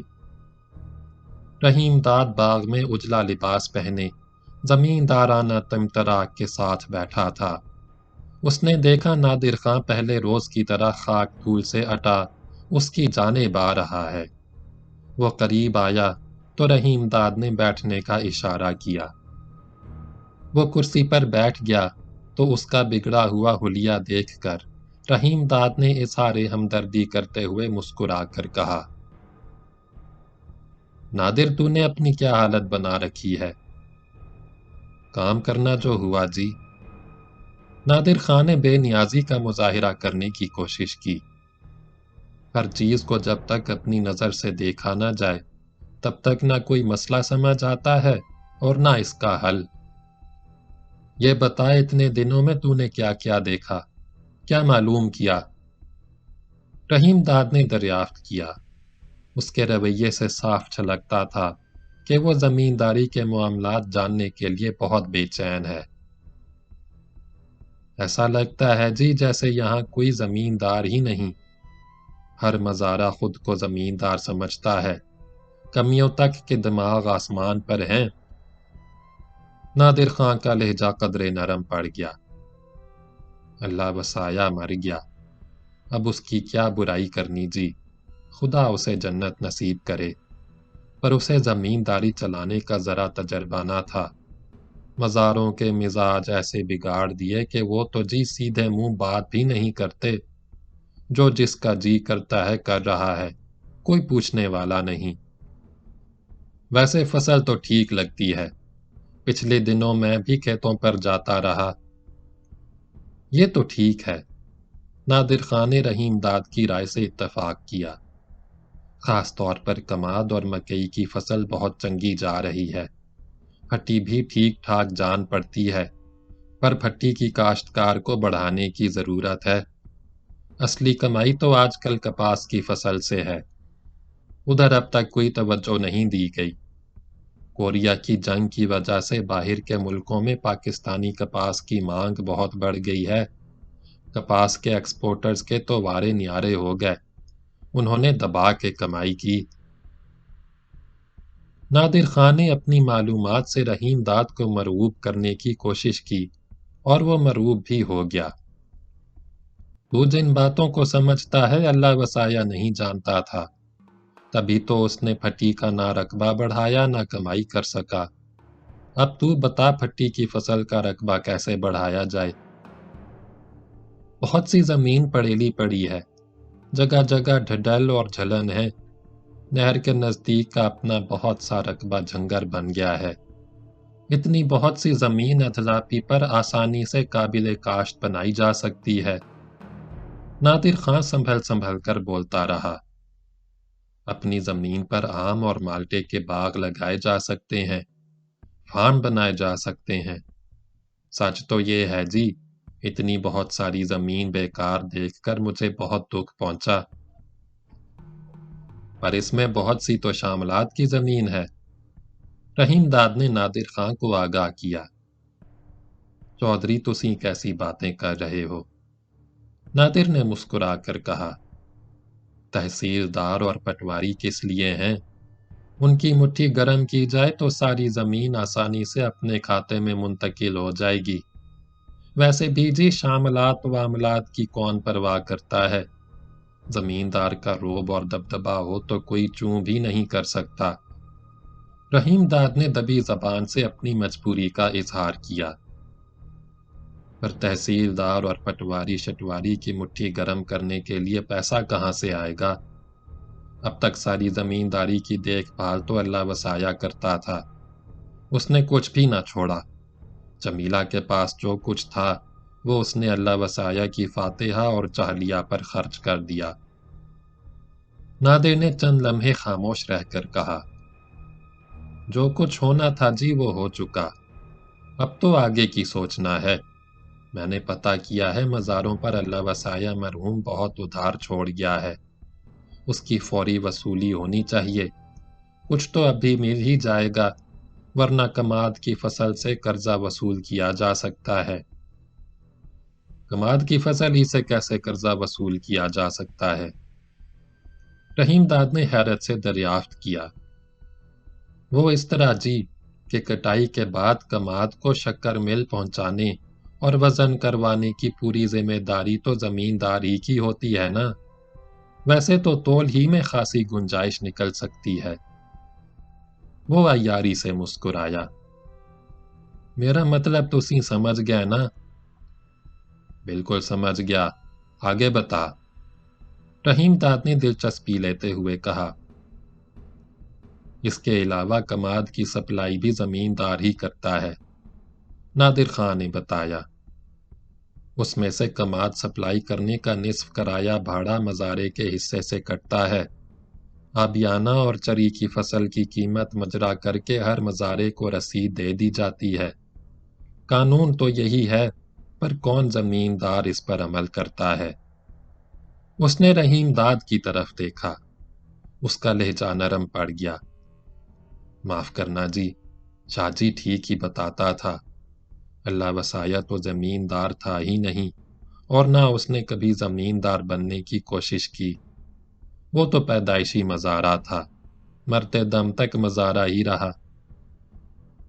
اس نے کون سی غلطی کی؟ ایک غلطی ہو تو بتاؤں؟ نادر خان نے مستعدی سے جواب دیا۔ شکر مل کو کماد کی سپلائی کا معاملہ ہی لے لیں۔ اللہ وسایا ہر مزارے کو پابندی سے رسید دیتا تھا۔ اسے ہرگز ایسا نہیں کرنا چاہیے تھا، تبھی تو وہ مزاروں سے اپنا قرضہ وصول نہ کر سکا۔ رسید دینے سے قرض کی وصولی کا کیا واسطہ؟ بہت اہم واسطہ ہے، اور وہ اس طرح کہ مزاروں کو کماد کی سپلائی میں سے ان کی پیداوار کی رقم کا جو بھی حصہ دیا جائے، پہلے اس میں سے قرض کی رقم کاٹ لی جائے۔ اس کے بغیر قرض ادھار آسانی سے وصول نہیں ہوتا۔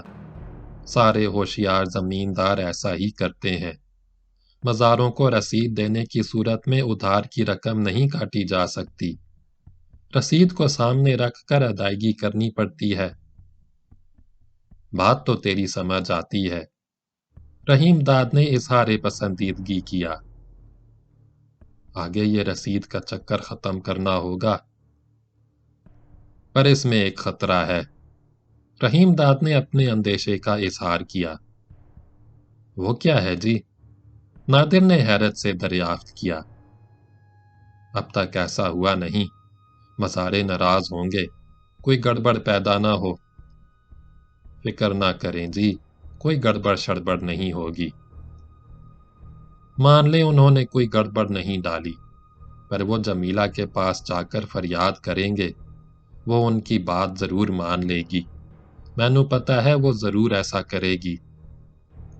اس کا تو مجھے بھی چند ہی دنوں میں اندازہ ہو گیا۔ نادر نے رحیم داد سے اتفاق کیا۔ مزاروں کا تو جی یہ حال ہے، وہ ہر معاملے میں اللہ وسایا کا حوالہ دیتے ہیں، بار بار اس کا ذکر کرتے ہیں یا جمیلہ کا۔ اس نے رحیم داد کو نظر بھر کر دیکھا، لمحہ بھر کے لیے بات کہتے کہتے ٹھٹکا۔ سچی گل تو یہ ہے جی، اللہ وسایا کے بعد پوری زمینداری جمیلہ ہی کی سمجھتے ہیں۔ تجھے تو وہ زمیندار مانتے ہی نہیں، ان کی باتوں سے صاف پتہ چلتا ہے۔ یہ تو مینوں بھی پتا ہے، رحیم داد نے اعتراف کیا۔ اسی لیے تو تجھے لگایا ہے۔ شاہ جی نے بھی مجھ سے یہ گل بتائی تھی، پر فکر کرنے کی ضرورت نہیں۔ اللہ وسایا تو اب رہا نہیں، جمیلہ بھی ان دنوں عدت میں بیٹھی ہے۔ نہ وہ حویلی کی چار دیواری سے باہر جا سکتی ہے، نہ مزاروں سے مل سکتی ہے۔ یہ اچھا موقع ہے، اس سے فائدہ اٹھایا جا سکتا ہے۔ کیا کرے گا تو؟ رحیم داد نے کریت کر پوچھا۔ جمیلہ کا اثر ختم کر کے مزاروں پر تیری ٹھاک بٹھانی ہوگی۔ اس کے لیے زمینداروں کا آزمودہ حربہ استعمال کرنا ہوگا۔ وہ کیا ہوتا ہے؟ رحیم داد بیچ میں بول پڑا۔ وہ یہ ہوتا ہے کہ مزاروں کے درمیان پھوٹ پیدا کرنی ہوگی۔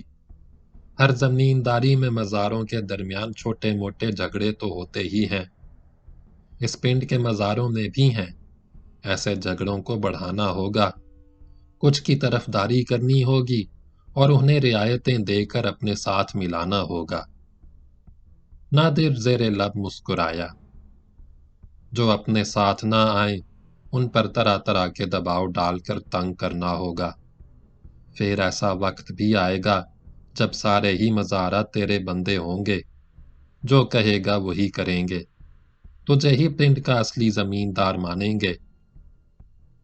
تیری گل ویسے تو ٹھیک ہی لگتی ہے، مینوں پسند بھی آئی، پر اتنا دھیان رکھنا جب اللہ وسایا زندہ تھا تب بھی جمیلہ زمینداری کے معاملوں میں برابر حصہ لیتی تھی، بلکہ سچ پوچھ تو زمینداری وہی چلاتی تھی۔ رحیم داد نے نادر خان کو خبردار کیا۔ تو نے یہ بھی اندازہ کر لیا ہوگا، سارے ہی مزارے اس کی بہت عزت کرتے ہیں، پیار سے اسے بہن جی کہتے ہیں، وہی ضرورت پڑنے پر انہیں ادھار دیتی ہے، سارا حساب کتاب اسی کے پاس رہتا ہے۔ مجھے ڈر ہے مزاروں کو اپنا طرفدار بنانے میں جمیلہ ناراض نہ ہو جائے۔ تینوں پتہ ہے اس کے تو زمینداری میں 12 مربے ہیں۔ مینوں اس کا پتہ ہے جی۔ مزاروں سے قرض ادھار کی وصولی میں سختی کی گئی یا انہیں تنگ کیا گیا تو جمیلہ میرے گلے پڑ جائے گی، بہت ناراض ہوگی۔ میں اسے ناراض نہیں کرنا چاہتا، میں چاہتا ہوں آگے بھی زمینداری اس طرح چلائی جائے، نہ جمیلہ ناراض ہو اور نہ ہی کسی طرح ایسا ظاہر ہو کہ اس کی اور میری زمینداری الگ الگ ہے۔ رحیم داد نے زور دے کر کہا، زمینداری تو پوری ساتھ ساتھ ہی چلانی ہوگی، تینوں اسے سامنے رکھ کر کام کرنا ہوگا۔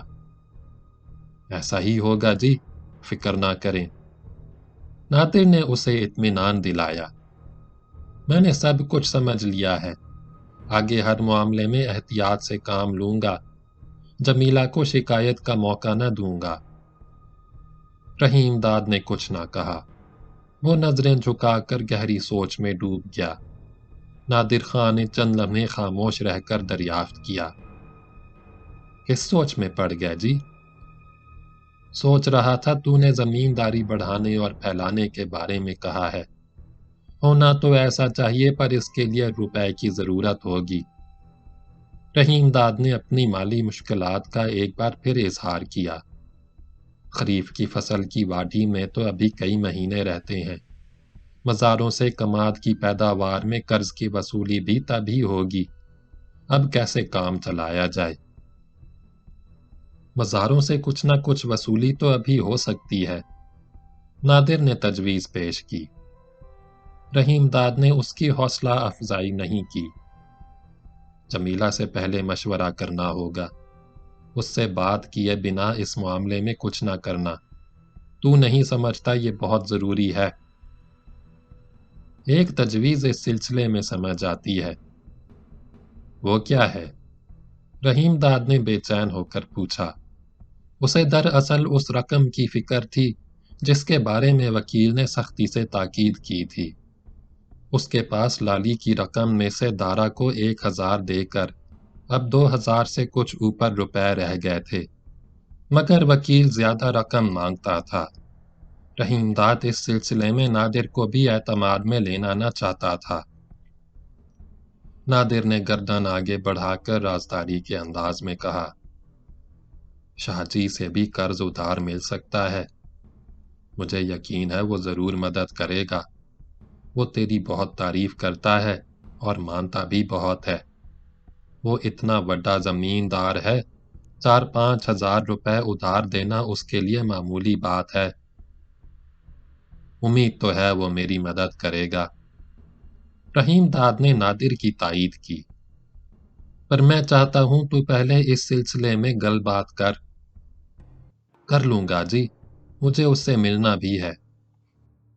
اور دیکھ، کسی سے ہرگز یہ نہ بتانا تجھے شاہ جی نے ادھر بھیجا ہے، اور نہ ہی کسی کو یہ پتا چلے تیرا اس کے پاس آنا جانا ہے۔ رحیم داد نے تنبیہ کی، اور نہ کسی کو یہ بتانا میرا اس کے ساتھ میل جول ہے۔ اس کا لہجہ اور مدھم پڑ گیا، اس نے چوکنا نظروں سے ادھر ادھر دیکھا، کسی کو ادھر بالکل پتا نہیں میں اس کے پاس آتا جاتا ہوں۔ شاہ جی نے مجھے یہاں آنے سے پہلے اس بارے میں خبردار کر دیا تھا، تبھی تو میں نے کسی سے یہاں ایسی بات نہیں کی، اشارہ تک نہ دیا۔ نادر خان نے رحیم داد کو مطلع کیا، پر تینوں بھی سخت احتیاط کرنی چاہیے۔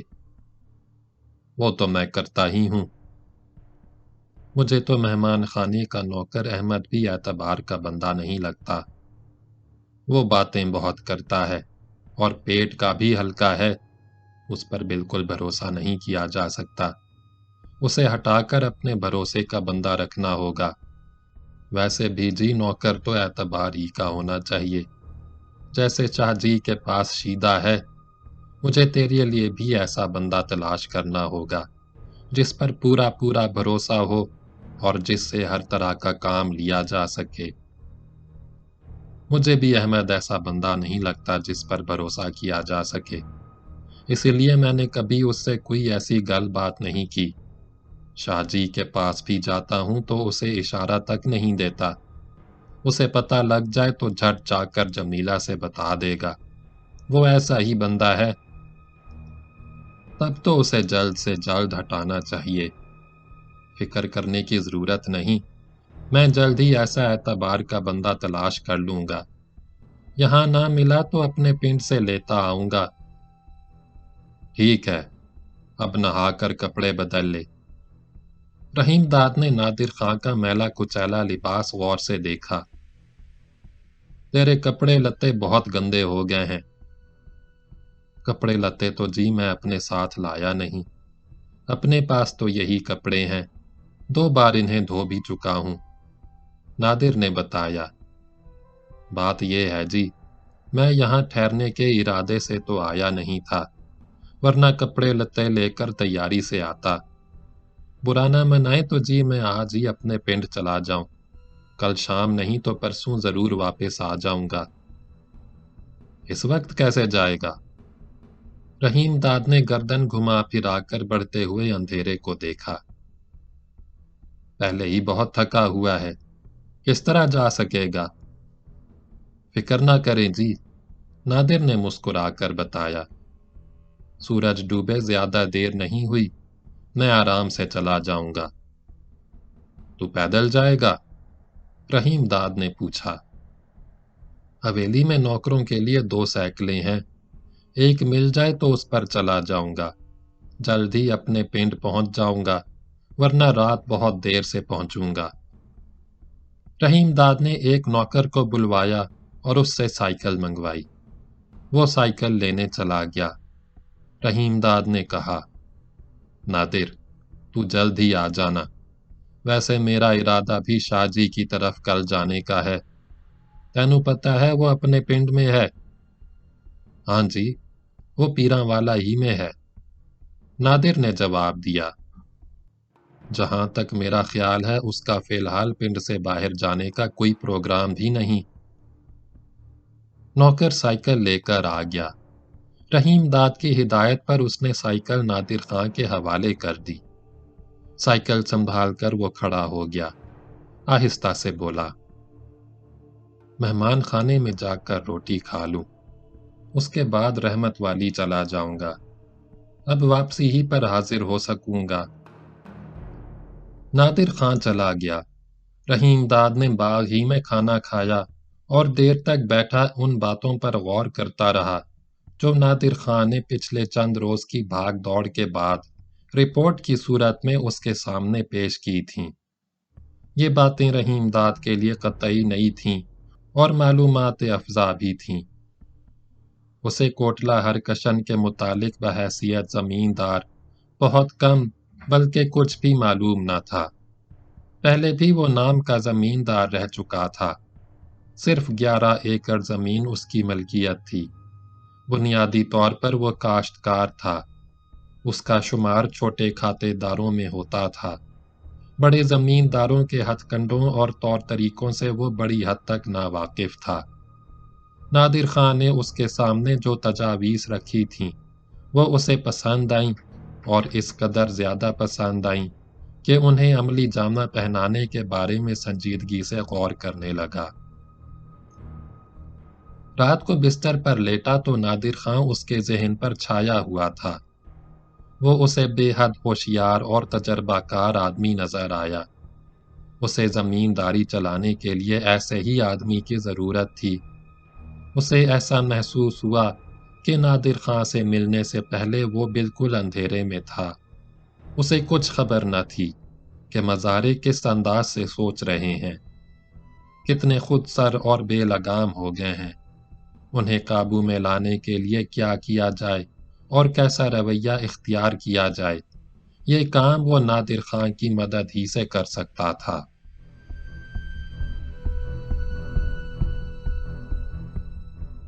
باب نمبر 24، اگلی ویڈیو میں سنیں۔